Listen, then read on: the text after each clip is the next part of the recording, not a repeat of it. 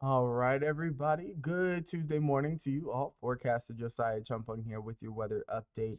We're kicking off this Tuesday with mainly clear conditions. However, we do have some cloud cover, blanketing portions, especially for the central and southeastern portion of the Texas Panhandle right now. You can actually see that from this Skycam view toward Bushland, where we look toward the east, and that's where those clouds are sticking around for this morning. But the good news is those should continue to move out the way. We're waking up on the chillier side as well. Temperatures have slipped below freezing now for Amarillo, 28 there at the airport.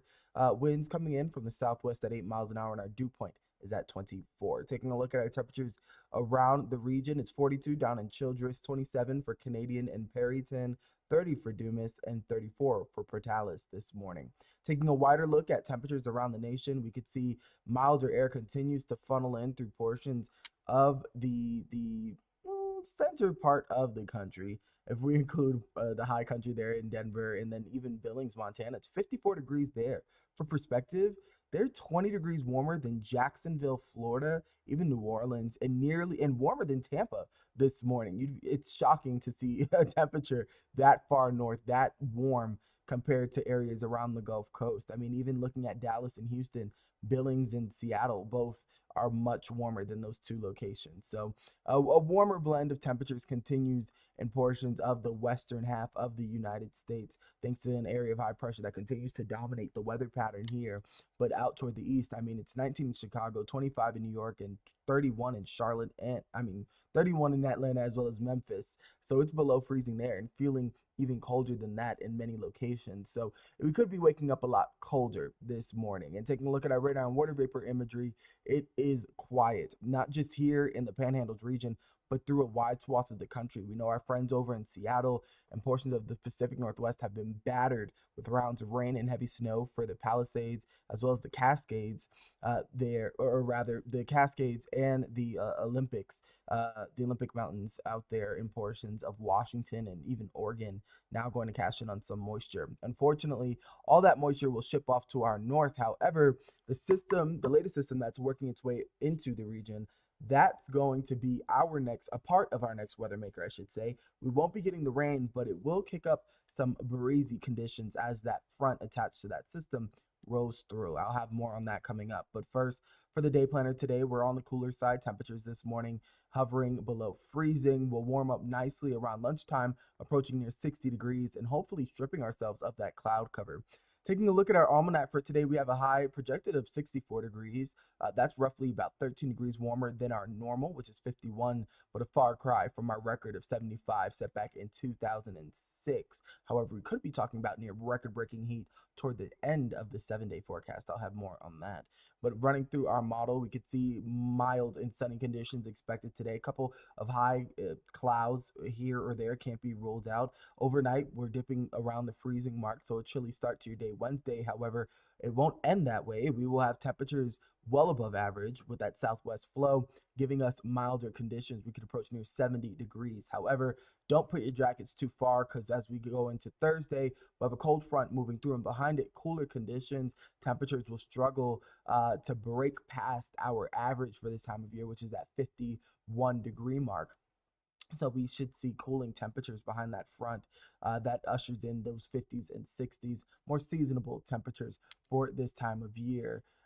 Just going back for a little bit, right quickly, because the main concern after that cold front is going to be our winds. So I just want to break that down for you and see what that looks like because as we roll throughout Wednesday, it could be slightly breezy. We could have gusts there, but the main concern is going to start Thursday. We could have gusts, some of that orange indicating 35 or over 30-mile-an-hour winds. That will last throughout Thursday. But then heading into Friday, we could see Silverton had a gust previously of near 40, 43, 44, but then you have a consolidated line there of some wind gusts moving through portions of eastern New Mexico that could approach near 40 miles an hour as well. So the concern is we'll have temperatures, especially Friday into Saturday, where it could still remain a bit blustery.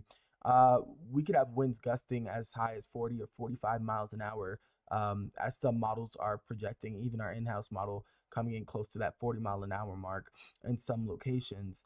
but we pair those breezy and gusty conditions with abnormally dry conditions, especially in the southeastern panhandle.